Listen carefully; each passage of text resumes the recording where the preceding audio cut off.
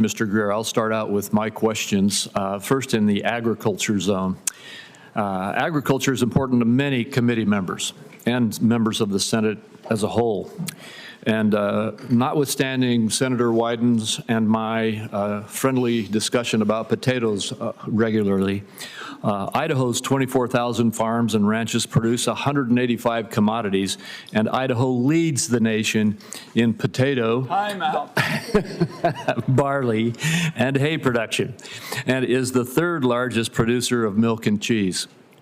We've not opened up any new markets for our farmers in the last 4 years. Farmers are also concerned that they may become the target of retaliation if we use tariffs to pressure other countries to change their ways. How will you support the interests of America's farmers and ranchers once you're confirmed as our nation's chief trade negotiator? Thank you, Chairman Crapo, for those questions. Agriculture is something that is near and dear to my heart. I was raised in Northern California, and that's rice country and almond country. And I'm very familiar as well with the Northwest and Mountain West and the important agricultural crops that you have.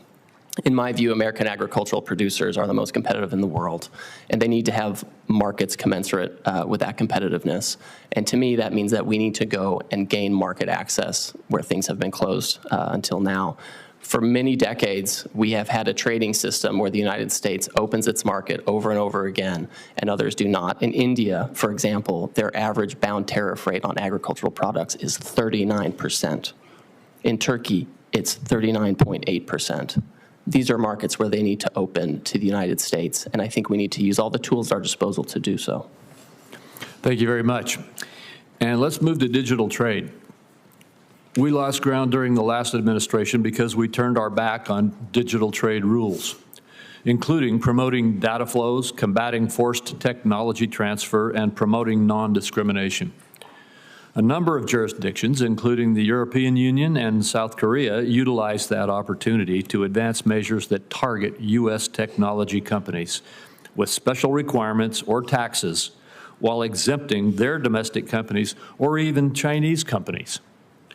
Do you agree that ensuring U.S. technological leadership means that we need to confront these types of measures? Yes, Chairman. I strongly believe that we need to do that. Again, this is an area where the United States is very competitive. And I understand that we are having a domestic conversation about how to regulate digital trade and technology companies, et cetera. And my view is that is where the conversation should be happening. We should not be outsourcing our regulation to the European Union or Brazil or anyone else, and they can't discriminate against us, and it won't be tolerated. Thank you, and I appreciate that perspective.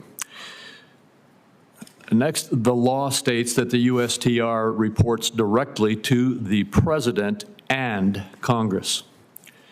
Though my colleagues and I may disagree on policy occasionally, we are united in defending this committee's jurisdiction.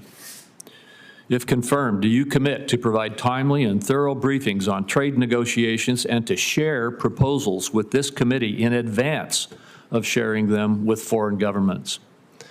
Chairman Crapo, we certainly expect to follow the law to the T with respect to consultations with Congress. I agree with you exactly that the statute directs me to report directly to the President and to you, and that includes all of these consultation requirements, including before we approach foreign governments with serious offers that we need to come to you and talk about it so we can be on the same page.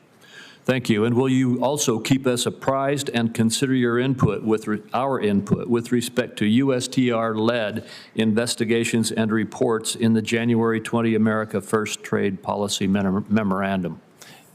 Yes.